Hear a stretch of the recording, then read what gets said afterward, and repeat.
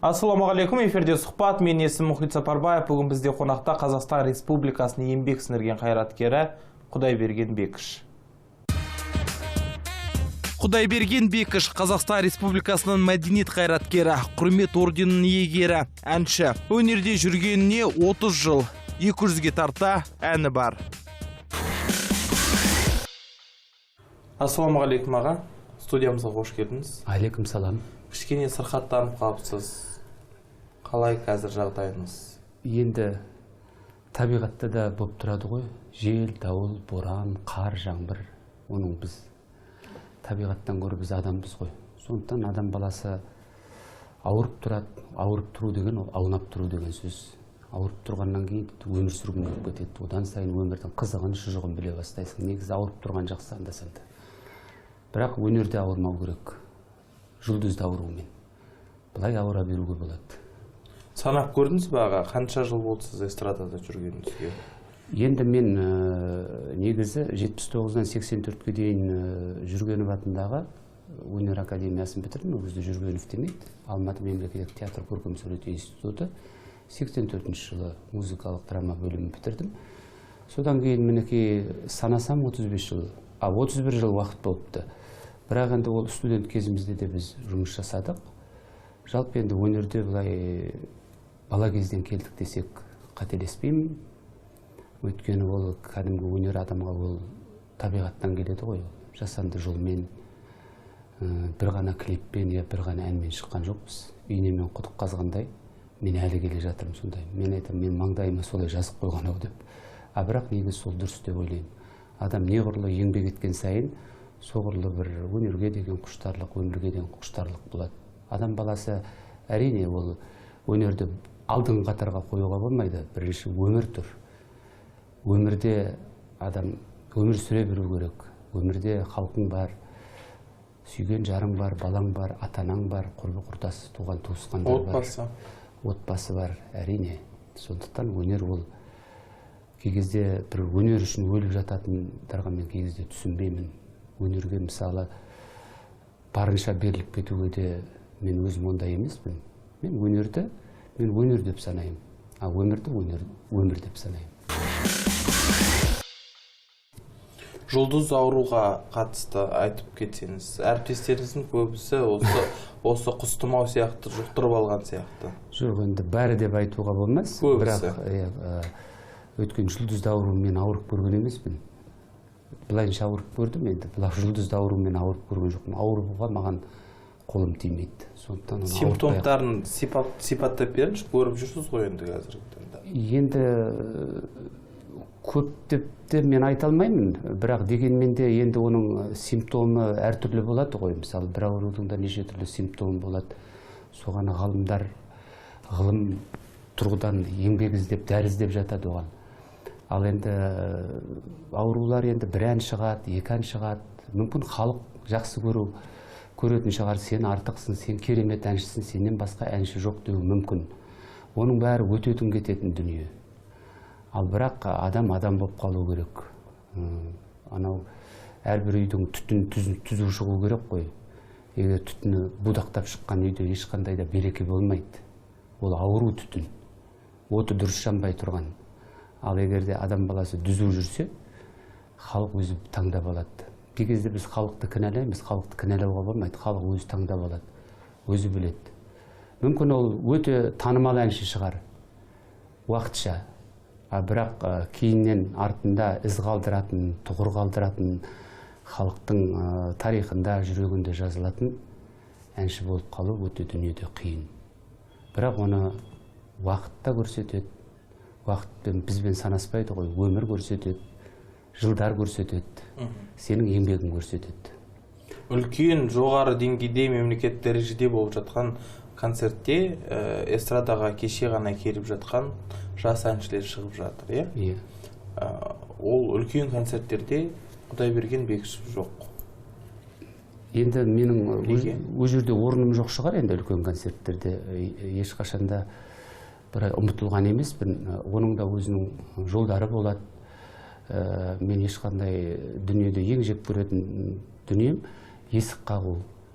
Есіктің сыртында отырып 2 сағат күту, я біреуді әке деу, я біреуді көке деп жасанды қылықтар жасаудан мен аулақпын. Сондықтан менің осы істеп жүрген жұмысым өзіме қонымды. Маған Алла тағала сондай бақыт берген шығар. Адам сол өзіңе берген бақытты ешқашанда шашып алмау керек.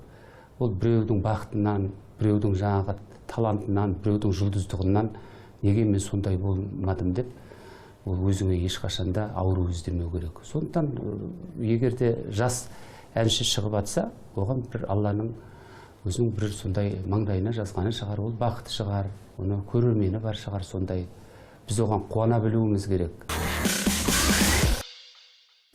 Халық арасында енді ол өнерде жүрген әріптестеріңіз айтады, халықтың арасында анекдотты көп, Құдайберген Бекішев былай айтыпты дейді, Құдайберген Бекішев былай айтыпты дейді.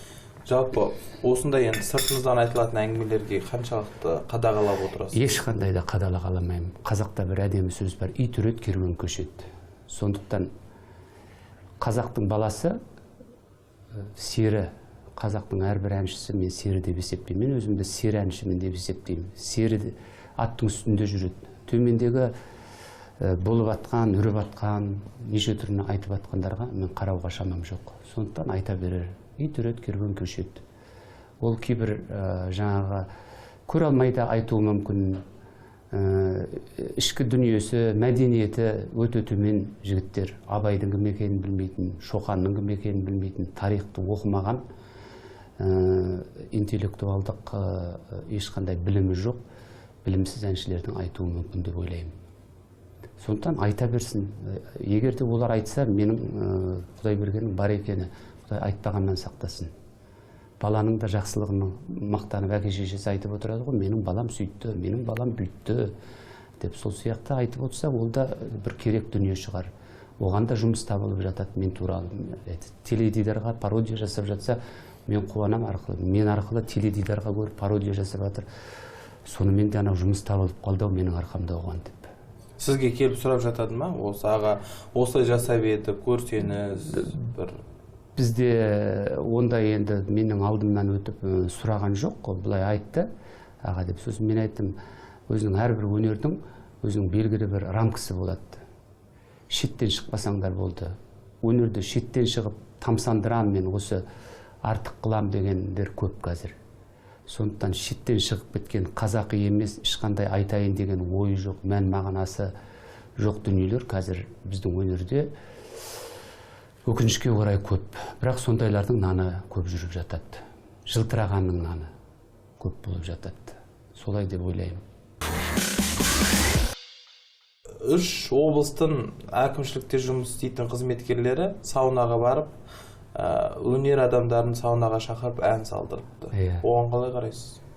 Оған өте нашар қараймын. Өйткені біз сондай кей кезде бәрін топырақ шаша алмаймын.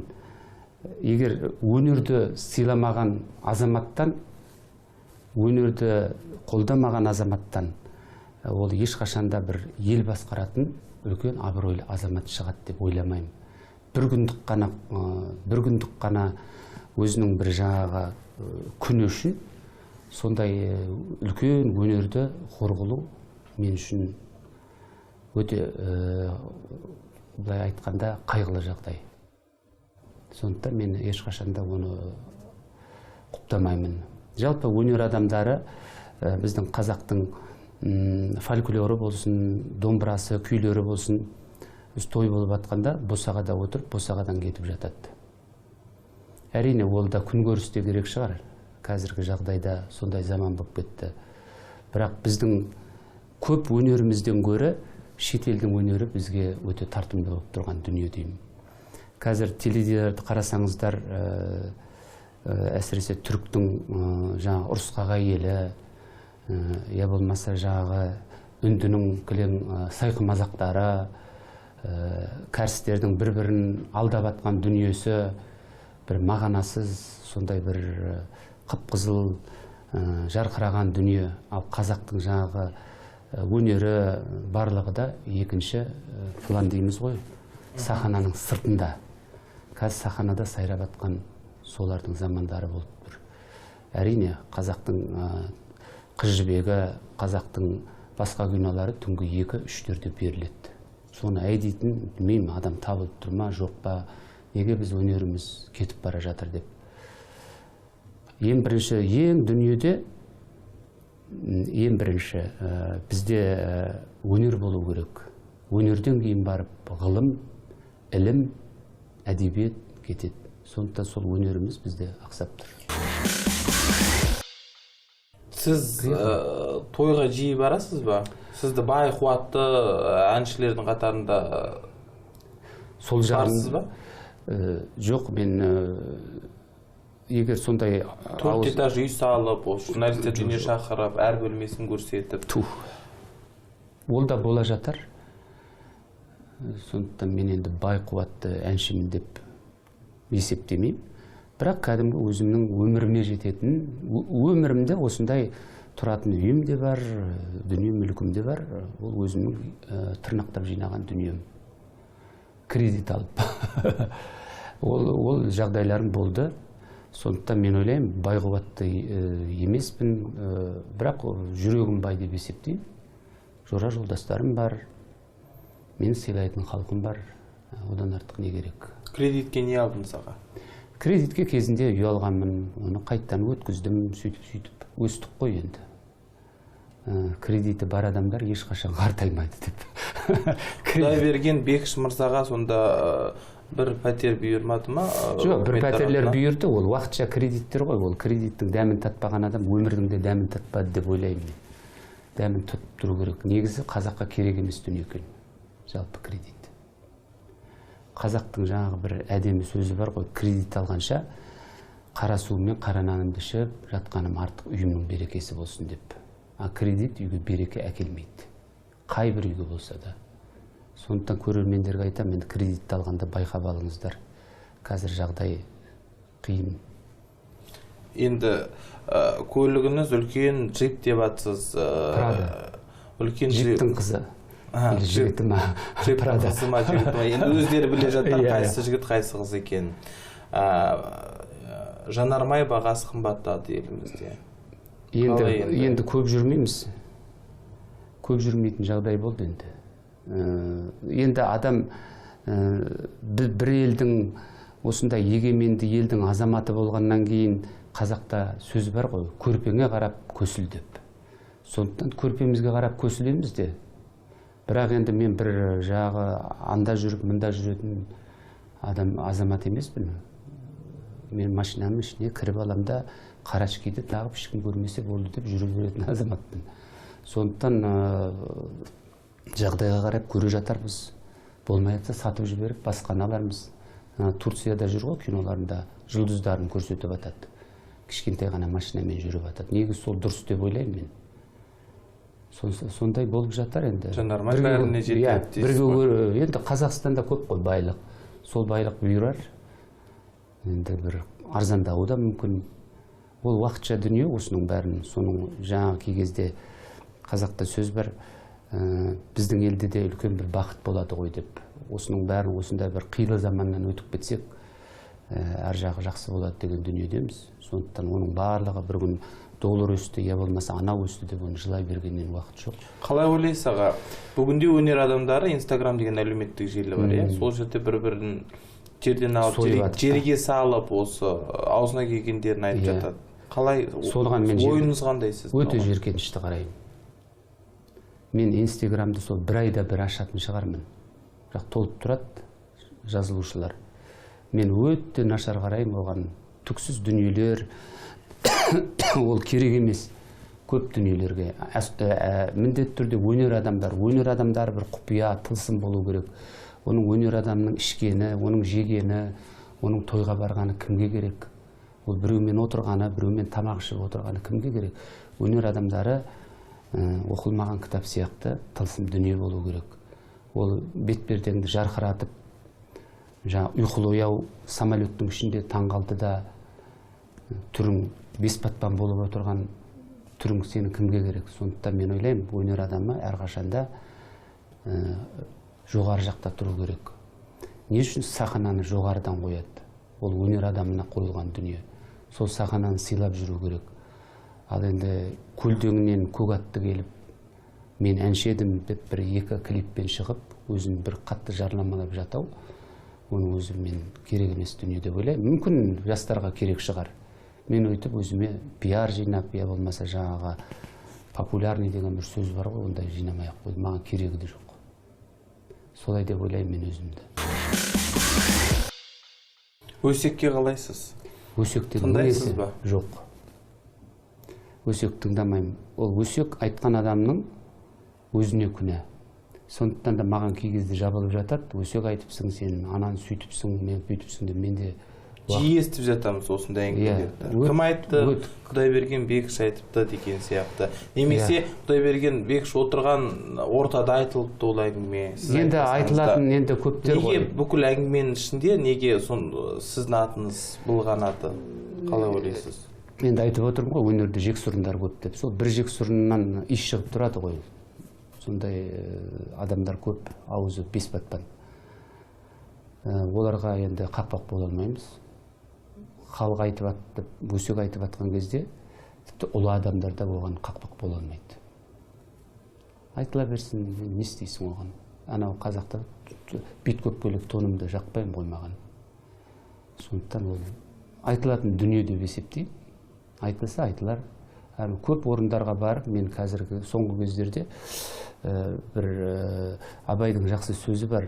Бір өнерде үйрен, ол өнерден жирен деген. Мен кей кездерде осы көп жиреніп тұрам. Көптен барғым келмейді, жасанды дүниелерге. Мүмкін менің есейіп қалған болуым керек. Мүмкін көп дүниенің жаңағы бұл тылсым дүние ғой, соны түсіне бастаған болуым керек деп ойлаймын. Сондықтан көп мынандай жиын отырыстарға міндетті түрде өнер адамдары барылған жерде болуым келмейді. Шашыңызды бояйсыз ба? Шашымды Құдай берген маған өзінің жаңағы шашым әппақ бір сөйтіп кеткенмін, өмірде тек қана қорлық көрген адаммын деп айтпаймын. Шашымды өнер адамы болғасын, сахнаға шыққаннан кейін, теледидардың алдына шыққаннан кейін, ол менің бірінші міндетім. Адамның бет бейнесі өнерді жақсы болып тұру керек. Құдайберген Бекіш не туралы армандайды бүгінде? Менің ең бірінші арманым, осыдан 10 жыл бұрын болсам, бұл арманды айтпас едім. Қазіргі менің арманым, сөздің шындығы керек, мынау халықтың қазіргі тұрмыс салты. Біз халықтың өнер адамдары, біз халыққа байланыстымыз. Халықтың егерде әлеуметі, халықтың жағдайы жақсы болса, жалпы мәдениет болсын, ғылым болсын, медицина болсын, журналистика болсын, телевидение болсын, барлығы дамиды. Сондықтан да халықтың көңілінің шайқалмауы. Соны тілеймін мен. Халыққа сабырлық тілеймін. Әрбір халықтың үйінде, әрбір жанның үйінде, отбасында бақыт береке болса екен деп тілеймін. Екіншіден, мен арманым ұлым үйленеді ма деген үлкен ойдамын. Жақсы келін келіп, үбірлі-шүбірлі болып, жақсы немерелер әкелсе, біз үйдегі жеңгеменен қоса қартайып, сол немерелерді бағып жүрсек, менің сол әкелік арманым сол. А жалпы өнер, ол өнер бола береді. Егер де мына жеріңде, жүрегіңде жігер болса, шаршамасаң, өнер ол бола беретін дүние. Сондықтан да осындай тілектерім бар, арманым бар. Құдайберген Бекішев Майра Ілиясовамен жарысып жүр ма? Сіз де продюсер болып кепсіз, сіз де ән фестиваль жасап жатыр екенсіз. Ол енді мен жарысып, ешқандай да ешкіммен жарысып жүрген жоқпын. Ол өзімнің ойым, Майраның өзінің айтайын деген ойы. Ол жақсы жаңалық ашты, мысалы, қазақ өнеріне. Мен де өзімнің бұрыннан келе жатқан ол дүнием. Әттең, жүрегім жалғыз, бәріңе бірдей бөліп беререм дейді ғой. Сондықтан адамның кей кезде жігіттің жомарттығы, қолының қысқалығы болып қалады, жағдай келмей жатады. Бұл өмірдің бәрі де ақ пен қарадан тұрады ғой. Жартылай бақыт, жартылай бақытсыз дегендей. Сондықтан өнердің бәрінде мына істейім деген заттың бәрін бір жола істей беру, ол мүмкін емес. Мені тек қорғайтын да, қолдайтын да жалпы менің өзімнің жеке тыңдармандарым. Менің жоғары жақта әкем жоқ, көкем жоқ. Ойбай, осы баланы бір қолдап жіберейік, жоғары жақтағы мынандай үкімет правительственный концертке шығарып жіберейік деген ондай менде жоқ. Сондықтан мен өз жолымда келе жатқан азаматтың, өзіме де ұнайды сол. Сондықтан осылай болған жақсы. Соңғы кезде аға халық концерттерден шаршаған жоқ па? Жоқ. Осы естіп жатамыз, ауыл-ауылды аралап бәрі концерт береді екен. Әкімдерге барып билетін сатып бер дейді. Анаған барып билетін сатып бер дейді. Кешке шейін енді ол жеке дара. Біреу келіп кетсе, артынан екіншісі келеді. Мен естідім, сіздің бағдарламаларыңызда естідім, анаңыз келіпті, мынауды. Мен енді ондай барып, ешкіммен бір зорлап, мына әкімге барып сөйткен емеспін. Жалпы бұл концертте әртістер көп, атақты әншілер бар. Әрине, оған халық таңдап келеді. Қалай адамды зорлап келтіруге болады. Сондықтан ойлаймын мен, билеті де қымбат емес, мысалы республика сарайында 2-3 мың, 3-4 мыңға дейін барады. Біздің бұл жердегі менің айтайын деген ойым, ертең мен әнші болып осы өмір бойы жүре бермесін ғой сахнада. Ертең продюсерлық жастарға деген осындай қолғабысымды тигізем ба деген үміттемін. Шыға алмай жүрген кейбір жастар бар, соны шығарып жіберуге, менің бір шығарып жіберсем, ол үшін мен үшін үлкен абырой деп есептеймін. Сондықтан ол мәселе продюсер жұрт ойлайды, жаңағы ақша табады бұл жерден сөйтеді деп. Оны жаңағы әншінің жанын әнші ғана біледі дейді. Қойшының күйін қойшы ғана біледі дейді. Сондықтан менің кейіпіме келіп келген адам ол оңай емес. Әрбір әнші республика сарайында. Басты мақсат таланттарды сахнаға шығару, ақша табу емес. Иә, бұл жерде айтайын деген ойым, қазір енді бағана басында айта кеттім ғой, небір кинолар басқа елдің. Соның ішінде біздің осы бір киелі сахнамызда жақсы әндеріміз, соның арасында анда-санда көрініп қалса, біздің өнеріміз. Сол мен үшін үлкен дүние. Мысалы, ауылда пәлен мың километр жерде бір үлкен кісілер әндермен жылдарды көріп, оған келіп білмейді, ол Құдай берген жасады ма, кім жасады ма. 2 сағат көріп, содан ләззат алып, рахаттанса, мен үшін бақыт сол. Мен кішкентайда болса халыққа бұл өнерде істеген пайдам деп есептеймін. Ал ән енді айтыла жатар, 2-ның бірі айта береді әнді. Ал енді продюсерлық жұмысты 2-ның бірі істей алмайды. Ол өткен өте қиын. Сол жаңағы өте бір танымал әнші жасап көрсінші соны. Өте қиын дүние. Қазір енді билет сатам десең, жүгіріп бара салмайды ешкім концертке. Сондықтан барлығына жұмыс жасау керек. Мен оған білімім жетеді. Осы өнер жолында мен 9 жыл оқыдым. Қалай болу керек екенін. Бірақ өнерімді ешкімге барып сатып, мен сондай едім, мен мұндай едім деген емес. Рахмет аға, студиямызға келгеніңізге, концертіңізге сәттілік тілейміз. Шақыру билетін берем, келетін боласың енді. Сол кезде сынайсың. Рахмет сіздерге де. Рахмет. Назарларыңызға рахмет. Эфирде болған сұхбат бүгін бізде қонақта болған Қазақстан Республикасының мәдениет қайраткері Құдайберген Бекіш. Эфирде жүздескенше.